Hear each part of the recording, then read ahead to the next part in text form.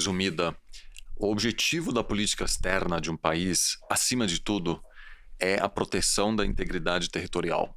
Depois é desenvolvimento econômico, etc. Mas o mais básico é a proteção das fronteiras, né? Para garantir a sobrevivência do país. Afinal, a gente tem na história países que somem, né, do mapa, porque o país basicamente não se projetou bem, não se defendeu bem. Grandes potências se protegem mais do que países menores. Então, o que uma grande potência faz? Ela cria uma esfera de influência. Ela busca controlar a política interna nos seus países vizinhos para garantir que esses países não possam chegar a atacar esse país.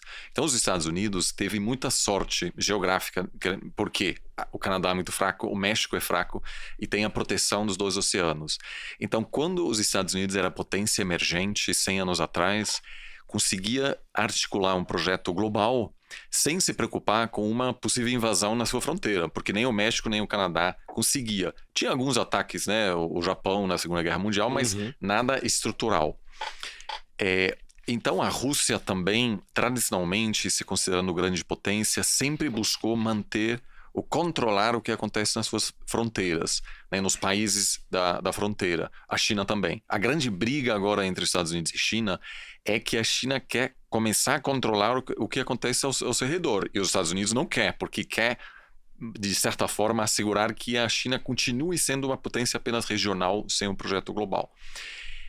Agora, o que acontece? A Rússia colapsou com o fim da União Soviética, deixou de ser uma grande potência e virou um país que passou por uma crise terrível. Aliás, é a pior de um país industrializado nas últimas décadas. Queda brutal de expectativa de vida, colapso econômico, né, uma privatização muito caótica, grande trauma. E perdeu sua capacidade em controlar o seu entorno. Polônia, República Tcheca, Hungria, todos esses lugares, esses países chegaram a fazer parte da OTAN, e se integraram à União Europeia.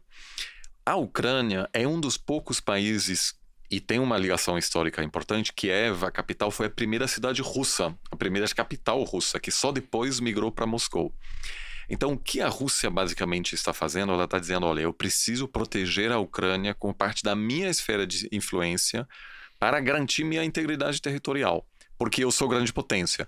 Só que a Rússia deixou de ser grande potência por 3 décadas e os Estados Unidos aproveitou para, aos poucos, trazer esses países para a sua esfera de influência.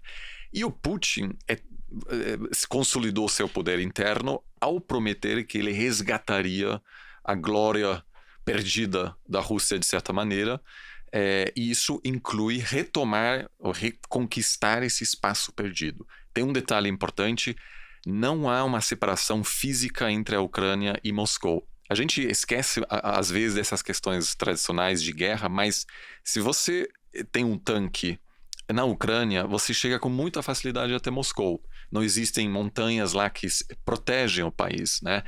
E a Rússia sofreu muitas invasões, Napoleão, Hitler.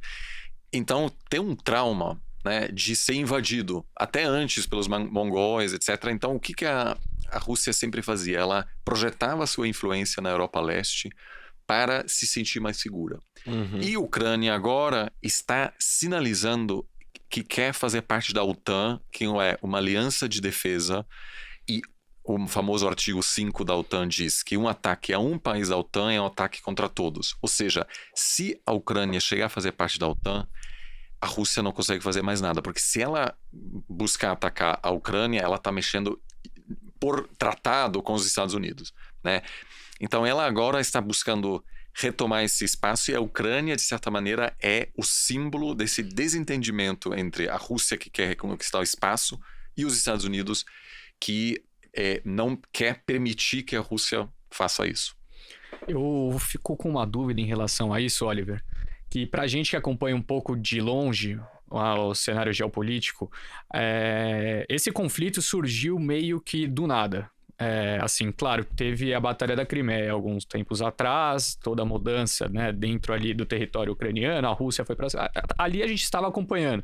Só que dos últimos tempos para cá, o debate era sempre em relação a China e Estados Unidos, trade war, algum conflito no Oriente Médio. E do dia para noite, pelo menos nas últimas 3 semanas, a gente já meio que comentando um pouquinho sobre isso aqui no programa, esse caso estourou. Como que a gente consegue conectar esse histórico que você acabou passando para a gente para os fatos mais recentes? Qual foi o grande catalisador que fez com que toda essa batalha viesse à tona, então, aí ao longo das últimas semanas? Eu diria que há uma conjunção de 3 fatores.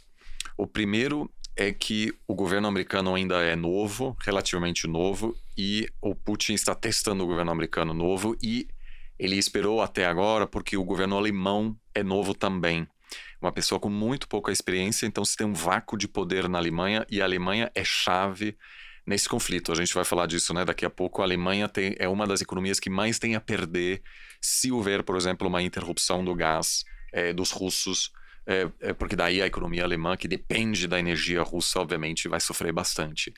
E o Olaf Scholz, que é uma pessoa com pouca experiência internacional, ele realmente está só se adaptando agora a essa nova realidade. O terceiro fator é que o Putin, apesar da Rússia ainda ser um país pobre, ele conseguiu acumular uma reserva financeira de mais de 600 bilhões de dólares que torna a Rússia pouco vulnerável contra possíveis sanções do Ocidente contra a Rússia. E é por isso que o Putin não conseguia fazer isso que ele está fazendo há 10 anos, porque a economia russa não era resiliente o suficiente. Então, Putin conseguiu aumentar vamos dizer, essa proteção financeira, que explica por que agora ele está dando esse passo. Sempre que a gente fala com o investidor, a gente fala, olha, tem esse problema no horizonte.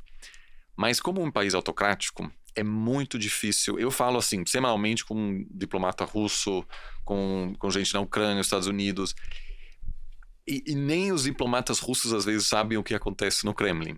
É o poder decisório muito concentrado. É muito mais fácil a gente prever Estados Unidos do que Rússia ou China. China é o mais difícil de todos, né? Então eu diria que são esses fatores: recente eleição alemã, vácuo de poder na Europa, uma dificuldade ainda em achar uma voz só do Ocidente, que permitiu essa janela de oportunidade para o Putin se posicionar.